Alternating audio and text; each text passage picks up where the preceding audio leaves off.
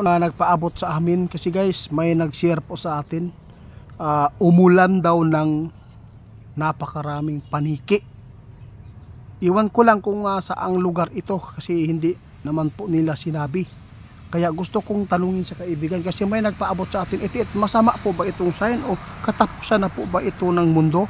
Kaya nandito si kaibigan guys, si Linyo, kaibigan Linyo, mayroon po akong gustong malaman po at ipaabot sa inyo ba. Mayroon po tayong mga kaibigan sa social media nagpaabot dito sa atin, gusto po daw nila malinawan sila kasi gusto po daw nila talaga na totally na makapaghanda sila kung ano man po ang mangyayari. Itong nakita nila, tungkol po ito sa paniki, umuulan daw ng paniki, napakarami, napakalaking mga paniki ito. Kaya mga tao nagsing takbuhan daw, kaya gusto po daw nilang malaman kung ano po ba ito ang sign, kung totoo po ba ito o AI lang o ano po ang masabi po nyo kaibigan. Oo, yun po ang kanilang katanungan. Sabi po nila, gusto ko malaman ba kung anong ibig sabihin nito, katapusan na po ba o ano po.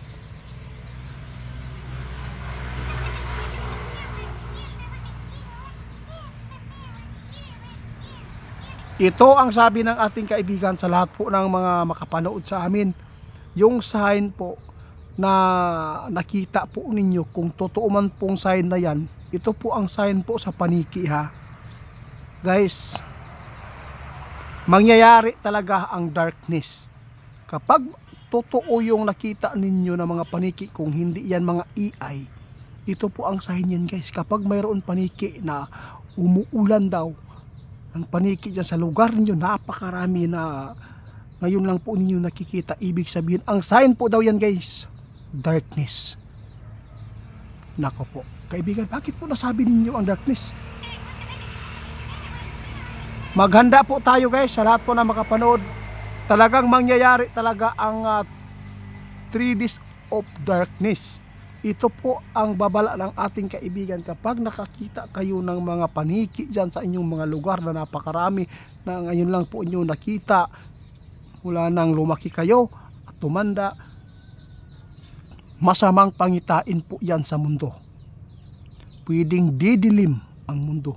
Bakit? Ala, kaibigan, mayroon ako nakuwang idea mo kaibigan. Alam po niyo guys, ang paniki guys, lumalabas din yan sa gabi. Kapag araw, natutulog yan. Bakit ba nangyayari talaga? Kung totoo man po ito, masamang sign po yan mga idol. Kailangan po natin ngayon laging manalangin at lagi tayong mapagmasid po sa paligid. Dahil hindi po talaga normal po yan. Yung paniki, sign po yan. Kasi ang paniki, gusto nila ng gabi.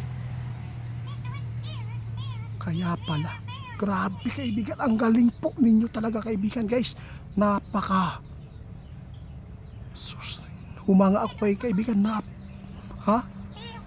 Oo, napakagaling talaga yung kaibigan natin guys. Ito po ang mga sign pala guys na nakikita ngayon ng mga tao, kung totoo man po itong paniki na umuulan, kung sino man po yung mga lugar dyan na nagkaroon po ng paniki na napakarami sa himpapawid sa inyong lugar na nagkalat kahit araw, ibig sabihin yan, masamang pangitain yan. May paparating po na darkness yan. Magdidilim ang mundo. Kapag mangyari ito, magdidilim, sinabi na po ng ating anong mangyayari, napakaraming mga jablo ang lalabas doon. Maraming mabubuhay na mga yung mga tinatawag natin na mga elemento. Napakarami yan na lalabas. Kaya yung mga tao, kailangan talaga, ipinapaabot na po noon ang ating kaibigan, kung sino man po yung nasa labas, wag na po natin papasukin at sirado na po lahat. Kailangan talaga maging alerto po tayo ngayon kasi yung tao nasa labas, posibleng maraming nakapasok na sa kanya na mga masamang espiritu o anuman pong mga nilalang po sa kanya dyan. Kaya mag-ingat.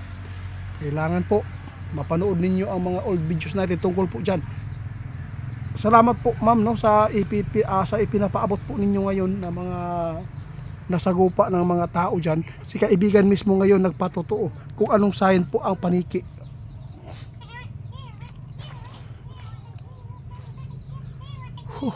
Guys, alam po ninyo, maraming sign ang paniki guys. maraming demonyo ang lalabas. Ha?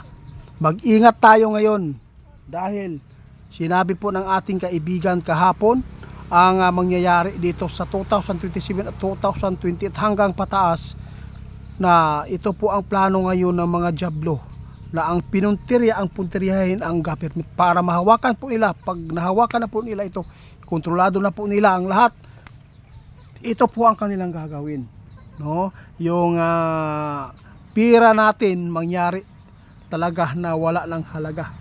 Kung mayroon kang pira, pwede ka nang magiging illegal ka na dyan. Kapag mayroon ka ng hawak na 20,000, kapag nalaman ka ng mga demonyo, ikukulong ka, tapos kakasuhan ka ng illegal na. Kasi po, hindi na po talaga maganda ang takbo ng panahon. Si kaibigan lang siguro ito nakapagtuklas ng hindi pa natutuklasan ng ibang mga tao. Kaibigan, hanggang dito na lang muna. Oo, sige para makaalis ka na po kasi baka may mga importante kayong lakad ngayon.